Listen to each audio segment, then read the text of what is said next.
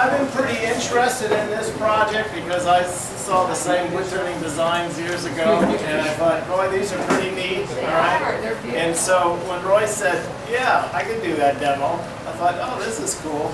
So anyway, I'm interested to see how you do it. And I was wondering if you were going to do it without a vacuum system. I'll show you how. Okay. But as I talked to somebody just a few minutes ago, once you try a vacuum system, it's like it's like sliced bread. Yeah. It's so much nicer. Yes, as Ed mentioned, this is from Wood Turning Design. That was in 2005, and the guy's pictured here who actually wrote the article had black hair. Was that long ago? Was that you? Yeah. Oh man, I didn't know You thought it was my brother? No, I didn't. I haven't looked at that article in a long time. We won't waste the time looking at it now. What's the name of the article? But if you want to look at it. Yeah. But I will frisk you because that's about my only copy left. Well, I got one. I'm going to sell it now. But I'll autograph it, right? Anyway, the idea for the disc vase came to me because I saw an article in Wood Turning magazine, which some of you may have bought, the one from England. And this was back in late 90s, probably. Anyway, it was just a profile of a gentleman who turned these vases that looked like a disc, as in discus. Okay, and they were mounted on a rod, and they were on a piece of wood, and he had 2 or 3 of them on the wood. And it was just a profile of this artist. It didn't say how to do them or anything about it, just his name and a little bit about his history. So I saw that, filed it away, as you probably do with things you see, and said, I want to try that someday because the design intrigues me. It's kind of like a discus to me. But I finally took some wood, tried to figure out how to do it, and started making them.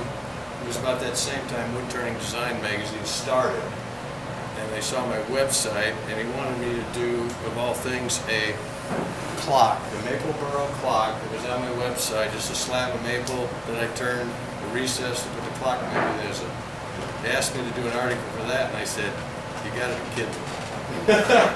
But he said they want simple, and if you read Wood Turning Design, a lot of their articles and projects are simple to do. I said, I'll do it for you, but I want to do an article on this. So he said, fine. So that's how we got started. You can make these, and you're welcome to pass these around. The only thing I caution you, because of the shape, they're very slippery, and they don't bounce on cement very well. Okay. I used to do art shows around the southeast, and these make terrific sales when you're outdoors at an art show. If you want to pass them around, you can make them different shapes, different woods. That is the beauty of this design to me is it shows off the character and the beautiful piece of wood. Okay, and you get to see both sides. And these are all about the same size. I usually do about 7 or 8 inches. I also make them as dry flower. That's what I'm going to make tonight. I have put a tube in there on occasion, a test tube for people who want wet flowers. Personally, I think they look better with just weeds or whatever you want to call them, dry flowers in them. And then you can make them big, like this. I've made them from about 4 inches to this is the biggest one I've ever made. But you'll see as I make them, this is a little challenging because you got a big piece of wood flying around in front of you. To do these, I usually start with a piece of wood, as I said, 7 or 8 inches in diameter, 2 to 3 inches. 3 inches is better. You can do it with 2. Most of the ones I have here are 2 inches, normal 8-quarter wood, which is easy to find. And to lay them out, I'll hold them up if you can get them too. First, I lay a circle with a compass, draw a circle around the whole piece of wood. This one happened to be perfectly square. Hopefully it'll be close to perfectly square. mark a circle for the outside, a circle in the center, because we're going to put glue blocks on here in a minute, and then mark about, I'm doing now about 3/8 to half an inch, a mark across the bottom like that. That is for the flat base.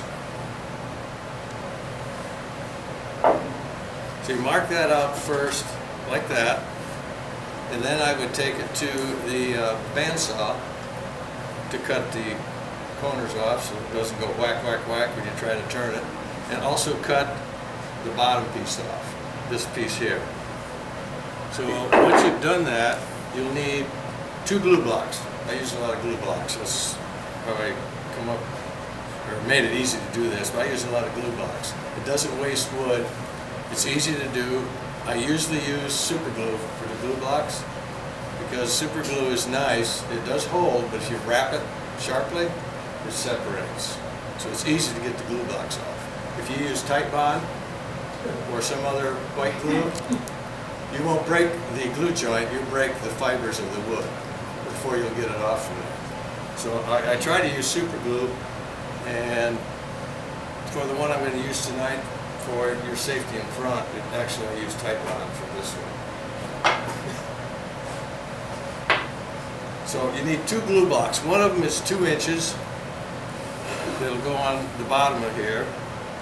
And one that's about 3 inches to go here, which will look like this. That's with the glue blocks on there, about 3 inches and about 2 inches. That's the outside profile of the disc, and I already, as you can see, have the bottom cut off. Now with this, before I start turning, I would cut these corners off, the 4 corners.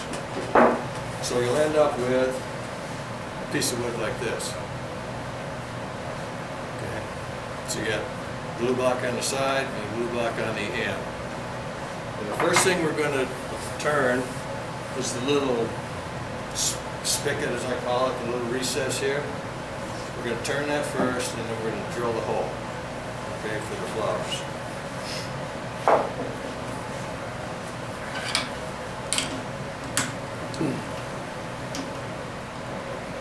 So just mount it in here. I'm sure you've covered it a million times, but when you make your glue blocks, make a little dovetail. So it fits your chuck if you have one like Vic Mark and a lot of others. Make sure you turn the dovetail, because that way when you take it on and off, it registers every time. When I first started turning, I thought it was the bottom against the chuck. No. The bottom is against the face of the chuck.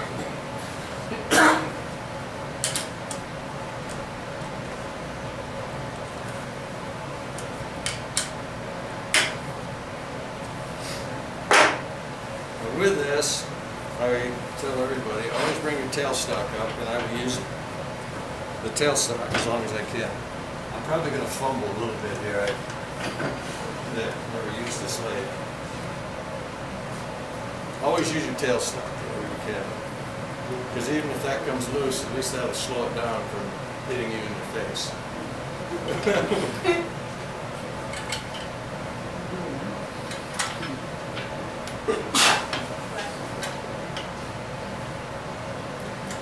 For this, for tools, all you need is some spindle gouges. Okay. So first I'm going to turn this spigot, and hopefully I get this set at 900, which should be close enough. Okay.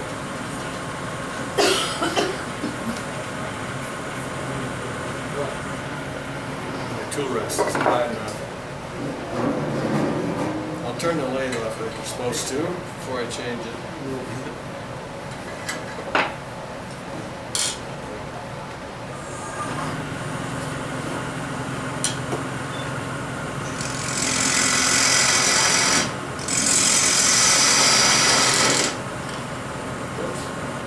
Reaching down here for power off. The thing you'll notice when you're cutting this, and you'll hear it, you're going to get vibration because you're going to be cutting air as I work on this.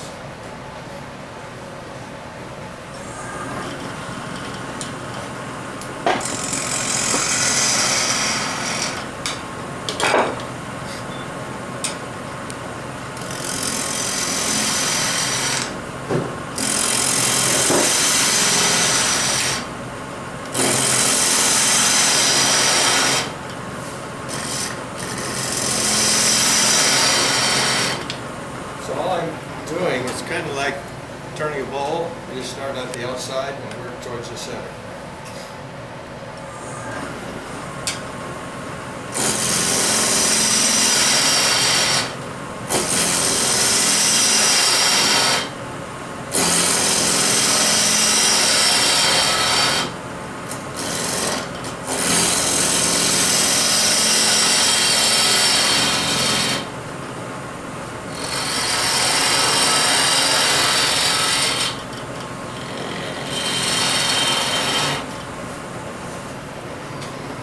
Stop and look. I do not have measurements or rhyme or reason for how big this is. Can I make it your own? To me, that's way too big. I was playing around getting stuff set, but that's way too big. I like them more like the ones I showed you earlier. But you can make the shape whatever floats your boat. You can make it deeper, shallower. The other thing with doing these, I usually make it a nice smooth curve here on both sides with a slightly rounded edge. But again, you can make this fatter, like a fat boy, or also make this edge like a knife, okay, like a real discus. So again, it's kind of up to you, because since I've done this article, in fact, a month ago I got another picture inquiry. I still get inquiries, believe it or not, after 2005, but it still happens. But I get pictures and they have this same kind of shape, but they're totally different. And I hope you do that, because like I do, I see something and it gives me an idea. I don't want to copy it, but I do want to make something similar. We make this a little deeper. You have to kind of visualize when you're doing this center, because we're going to be turning away most of this material here. Here's one already done. But you have to kind of visualize what this is going to look like when I take the wood away here on both sides. That one, by the way, is bird's eye maple. Should turn up nice. A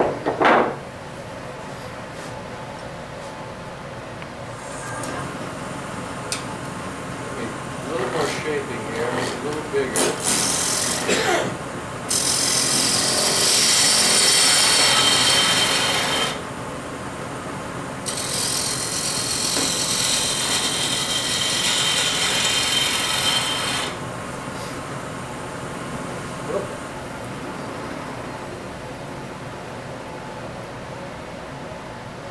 I want to see what the shape is and how clean it is. Not bad. This is a piece of maple burl. I think this is one which I got some wood from. It's not an advertisement, but from Oregon.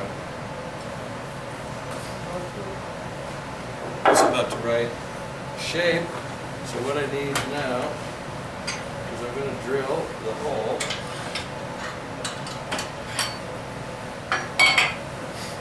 You gotta use the knockup bar because it's self-adjusting. I tried a minute ago, but thank you. I think because you got a Powermatic. I got a Powermatic. Now to make the hole, I've been using 7/16 in the last few years. If you're going to make one with an insert, test tube type insert, they're usually 1/2 inch or some size, but you'll have to size the outside of your test tube. Because you can't put a test tube in here. There's different things you can buy from different companies as far as a test tube. I have used, I had a lot of guys that worked for me when I had a real job that smoked cigars. They come in those aluminum tubes. They were great for vases. I have, I don't need it today, but I bought a long drill to get in deep, like these kind. This one I don't need much. You can use regular wood bit, whatever you have.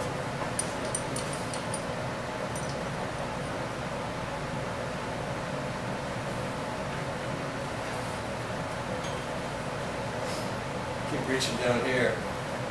That's where it is on the Powermatic.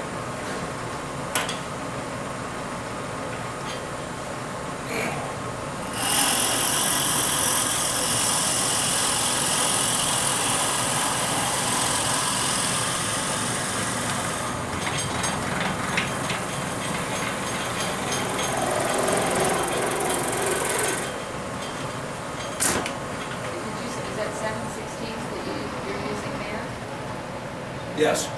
I'd say it better be. That's what I use. Looking for my tape measure, but I'll use this. It's got inches. Okay. One thing you should do is what I was just doing. Make sure you know what the distance is from there to there, because you don't want to drill into here.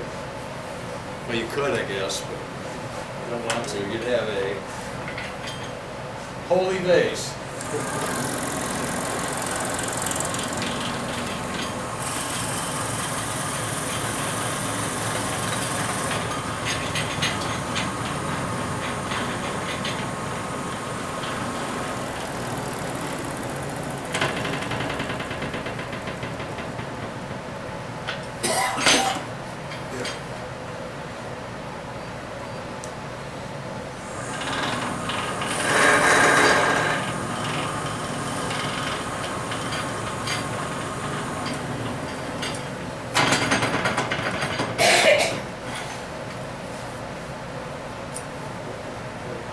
Try not to touch it.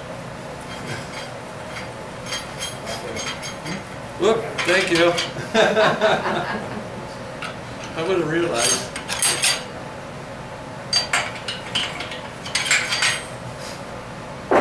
Now I'm going to clean this up. And it'd be hard to clean it up with the tailstock up there, so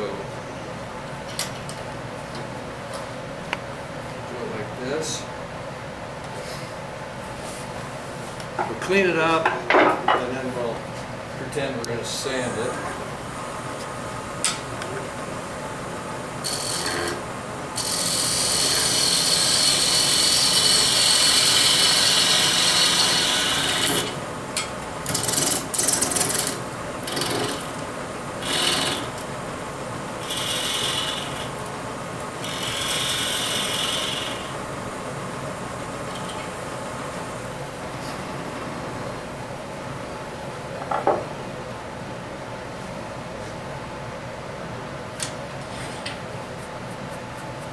Now, to sand this, you want to sand it now, okay? If you wait and sand it till it's like this, what you'll end up is rounding these edges off. If you want nice crisp edges, sand this now. You don't have to finish it now, but you want to sand it now, like this one. It's already been sanded, okay? It's ready for the next step. And I use to sand it, I use power sander for everything. And I use a 2-inch for this. If you use anything bigger than 2-inch, again, it tends to round everything off. So use a 2-inch sander if you don't have one. I'm sure they have them available here. Yes, we do. I'm sure you do. That is all for that step. Now,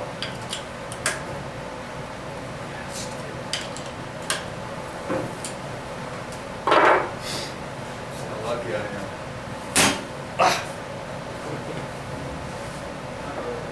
Usually it'll break right at the joint. Obviously the wood was fractured.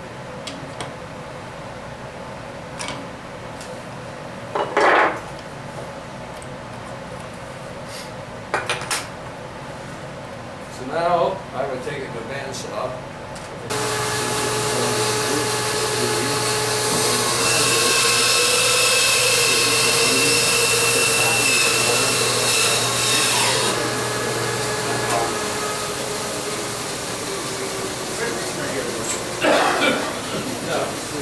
What I do, again, on the bottom here, where it's obviously kind of ugly and needs some sanding, I usually go over to my belt sander and use it as a stationary sander and go like this to clean the bottom up. Because if any of you used a belt sander, and if I put that down there like that with it running, forget it. It won't be square very long. I don't care how hard you try, it's going to be. So I use it, Larry knows, as a stationary sander. Just like that, and it will clean up, and that's how I sand the bottom.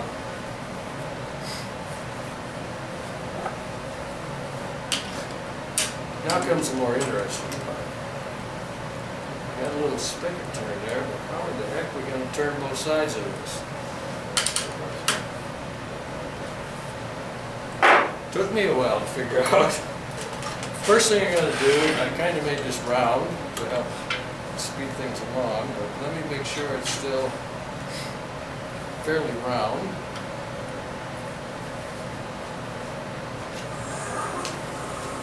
Looks pretty good.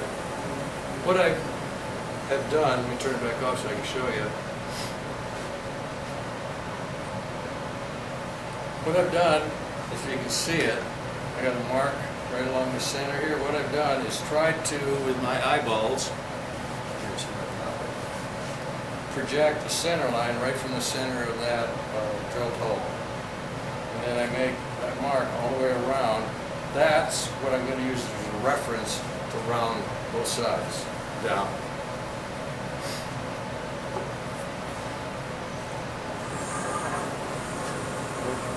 A little more speed than we were using.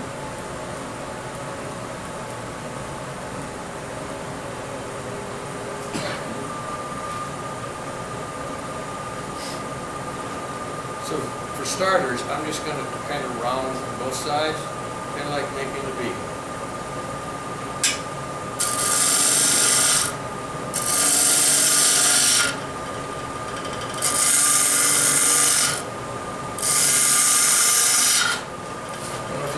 But it smells good.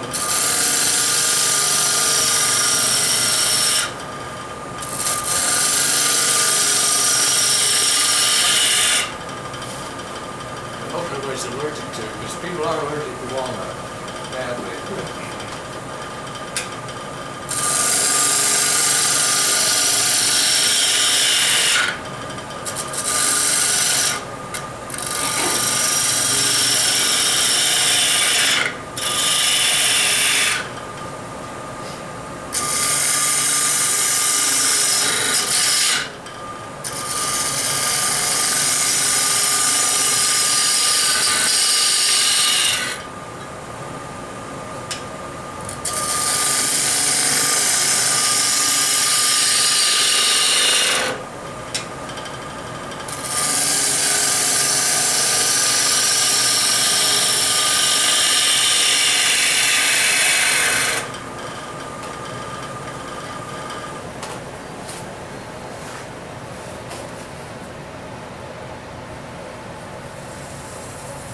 Get a good start. What I'm going to do is move the tool rest around so I can do this side.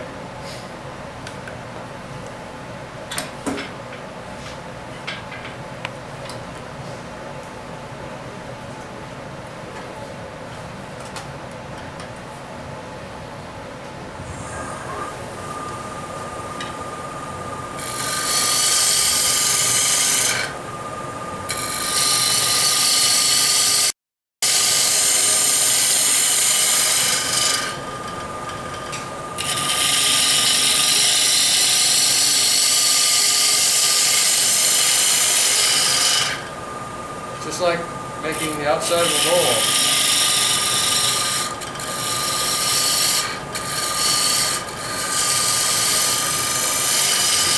And watch the profile as you come around. I'm just trying to get a nice smooth curve here.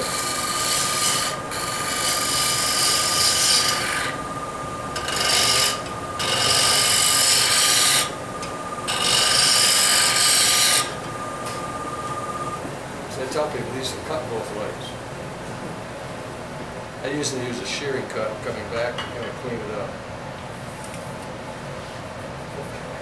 This one, because it was a little larger than normal, it's going to be a little fatter. You can see the spigot here coming up, and it's not too bad. It's not real big. I think to me it's about the right size.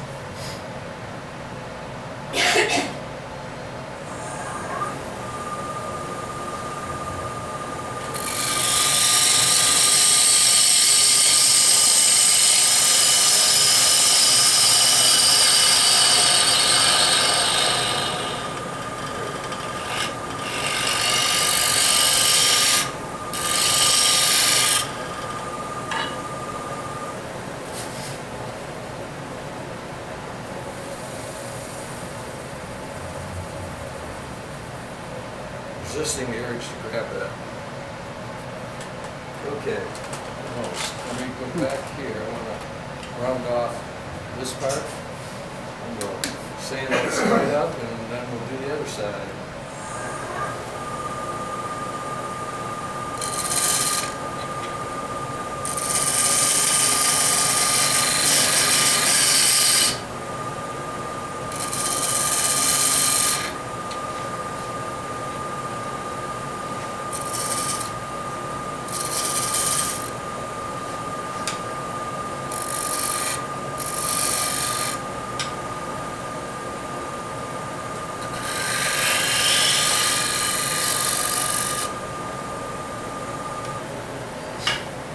As you can see, I'm looking at the profile as I'm turning it. Get to yet? Yeah. To make sure it's nice and smooth, and actually I like it. It's interesting, and I've heard it said before, you really don't know what the wood's going to look like until you get inside. It's very pretty if you can see it. I don't know if you can see it on camera. Quite nice. Okay, we got that side done. Now, to get this other side, what I used to do, and that's what I wrote in the article, is I work on this side down to where the glue block is. So I'll do some of that.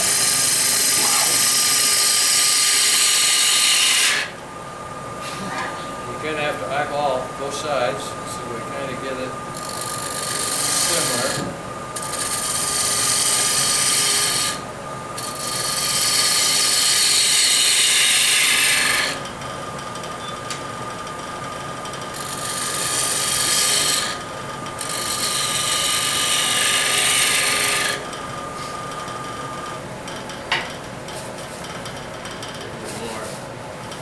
You want it to be similar, but if you measured this, you'd probably see that one side is not an exact match of the other. But to the naked eye, most people wouldn't be able to see, and that one's very close. But if you rub your hands, I can feel a difference right there.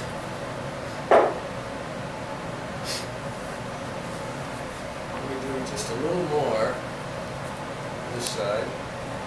Get closer to the finished product.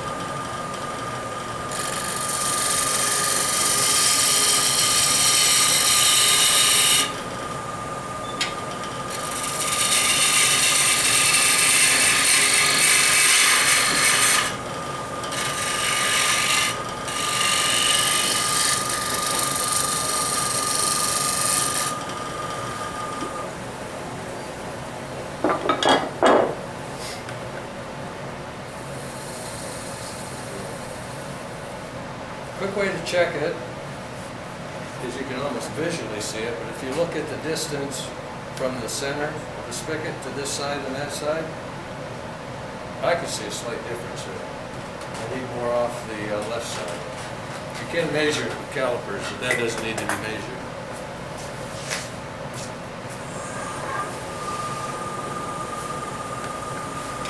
So I need to take some more off the left and towards the top there.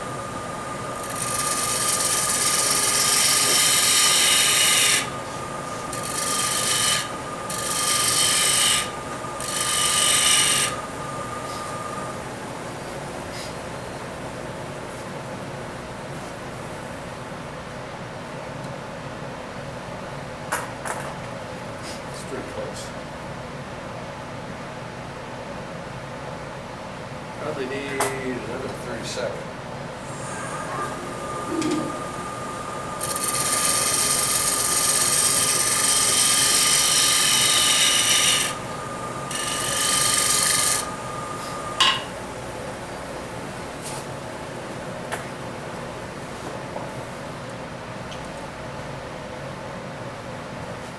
Still looks a little more like the 64th. We're almost there.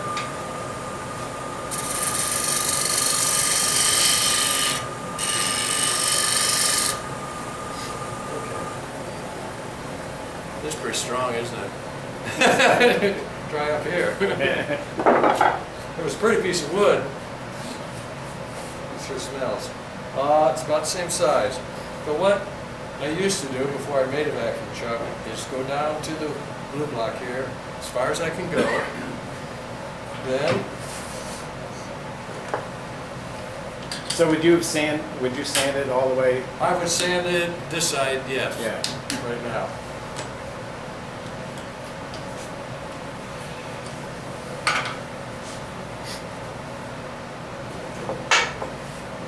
I would use jam chuck. I made this, kind of like a glue block. It's got a little slight recess turned in it with this spongy material, which I brought to the milk. I learned this at some symposium. I forget which one. I think it was Richmond. This makes really good material. You can get it at any craft or art store. I got it in Michael's in Brunswick, but Michael's, you have more here. Yeah. It's got a sticky back. It works great. I used to use mouse pads for this because of my prior occupation, but see, I don't work there anymore. They don't have excess mouse pads. But mouse pad material works good too if you have any old mouse pads. So what I'll do is stick this in a chuck.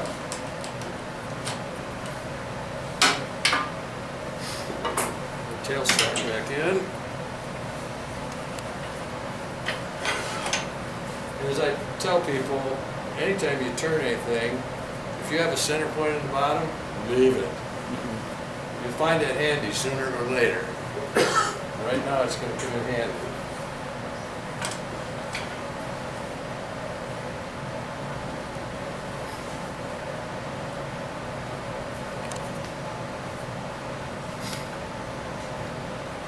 So what I would do, come up a little bit.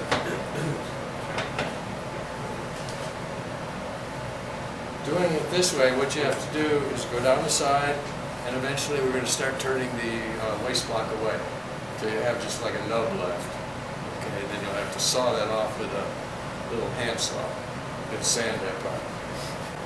Let me see if I got it relatively good.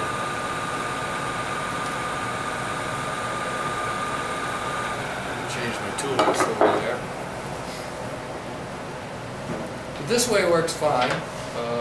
It's a little simpler with a vacuum chuck, but this works fine. It will do the job.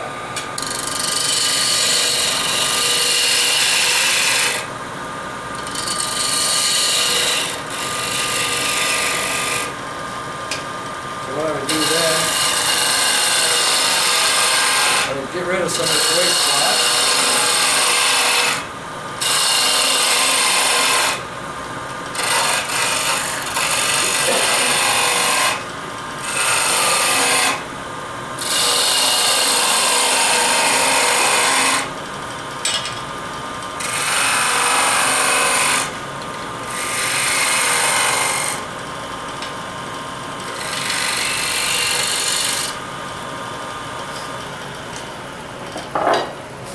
What I would do, like that, keep whittling away, turning down here. But it works pretty good. But I brought my vacuum chuck. This is a lot easier, and I don't know if you've had too many demos on using one or making one, but they're relatively easy to make, and they work terrific.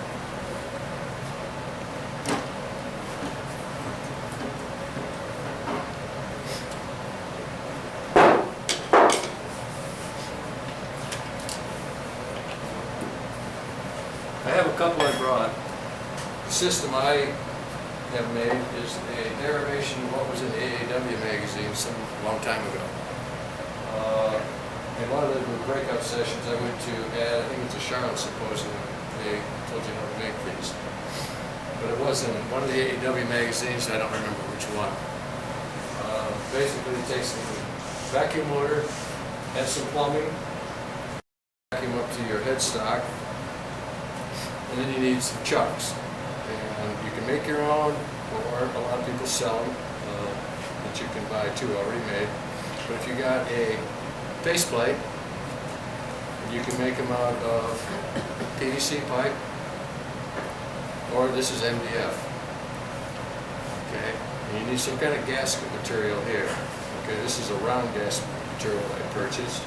This has a little groove that I turned in there, and then I glued the gasket material in there with super glue. This one had some mouse pad material. It's about wore away, so I put some more on this stuff. Okay, again, it's MDF on a faceplate with the PVC pipe. MDF works great. Don't use plywood. Plywood's porous through the ends, and you'll suck air through here, not here. Okay. So be careful if you're making for wood, what wood you use. Because if it's real porous, it won't work too good. Metal works good. If you have a metal lathe, you can probably make one of these. Okay. But you need some kind of chuck, and then to get the vacuum source into here, which is where you want it, you really need to purchase these things, which most places sell. Packer Craft Supplies, I don't know if Woodcraft does. We only do it by order. By order? We get the ones down. Okay. But really this is what you need. The connecting piece that goes through there, some of you will recognize it. Lamp rod. And I came down here Tuesday to measure because I have a Powermatic, so mine wouldn't fit. This is a lot shorter. And I measured it, went home and cut, and it still didn't fit. So I brought my hacksaw with me and made it fit. But this just has some air holes in it for the vacuum to spread out in here.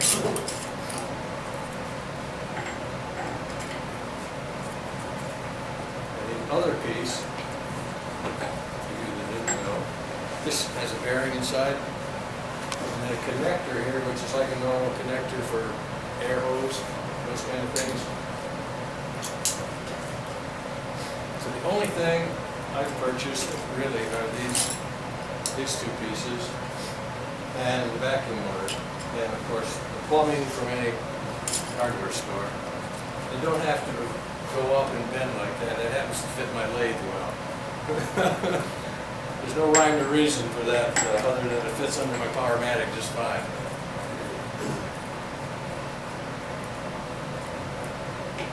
First one I made was a surplus motor, which works fine to this day. I was worried that the motor might go out because it was old, so an online site has available scratch and dents for very reasonable for about a second one. Because once you get used to this, you couldn't live without it. Never used one, you would find out. And it is quite strong. So I can just put this up here.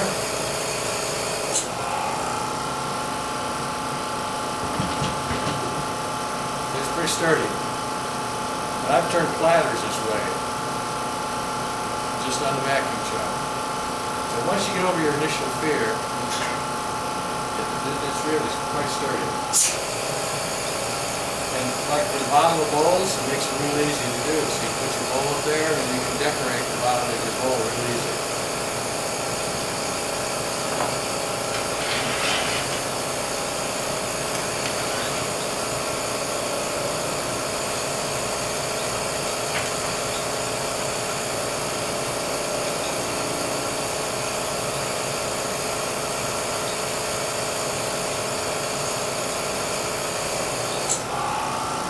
I will still leave the tailstock up there until I get it down further. It's always much safer to leave the tailstock there until you don't need it anymore.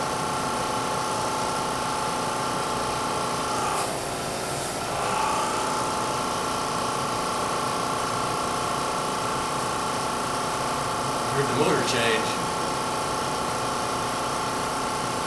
It's perfect, I can see it.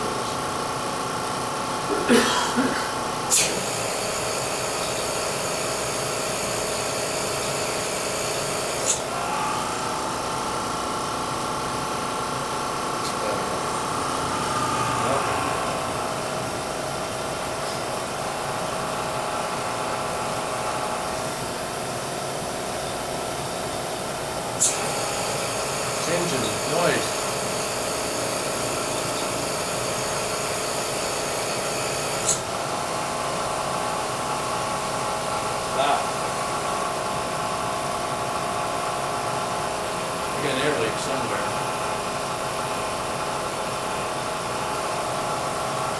should be pulling about 25 inches of mercury, it's like 15.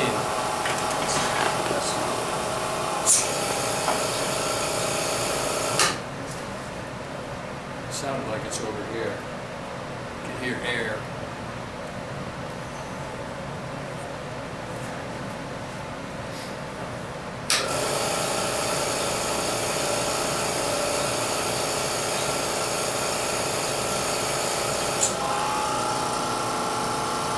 Much better.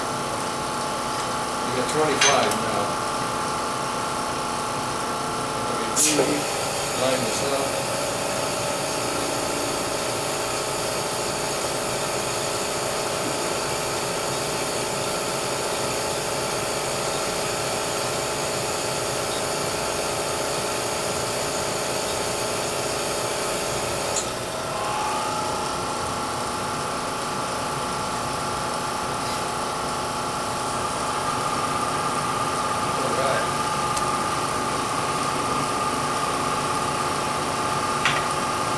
Laugh at my handle.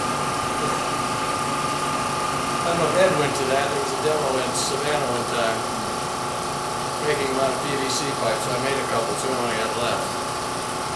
It works.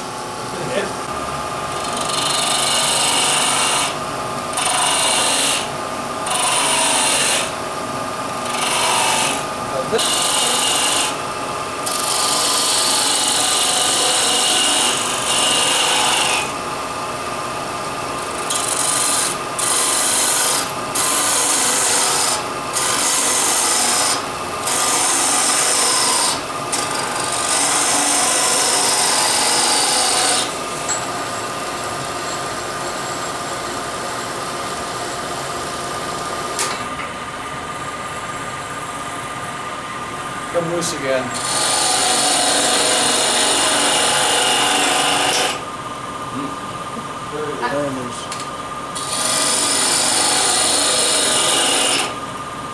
Well, this is how I used to do it. This is the way we're going to do it now. But it doesn't seat well at this end.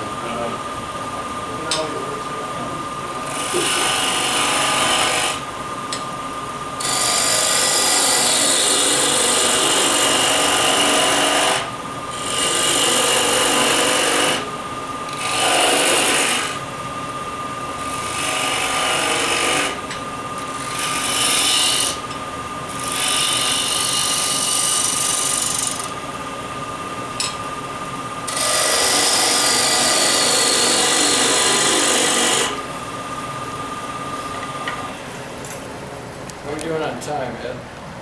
You got 22 minutes. All right.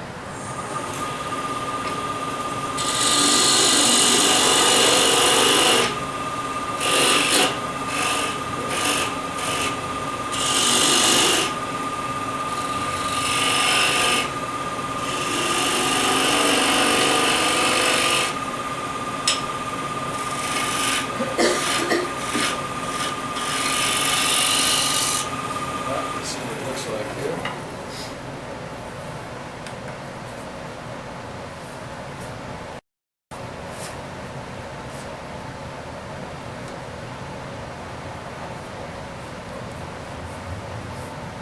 I can usually run my fingers through and you can feel the lumps, and there is some right in here. Maybe a little more. A little more speed.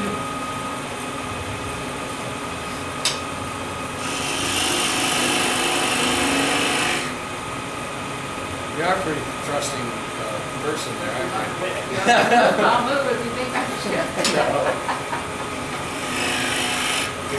The bad news is these fly real good. Kind of like a frisbee.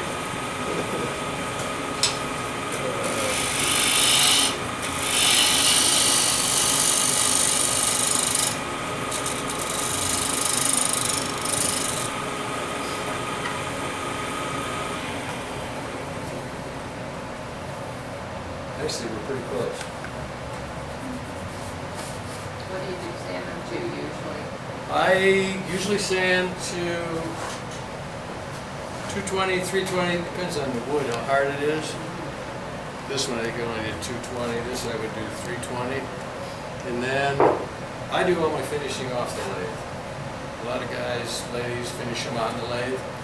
I do my finishing off because I've always used an oil-based finish. I used to use urethane oil because Rudy told me it was what to use.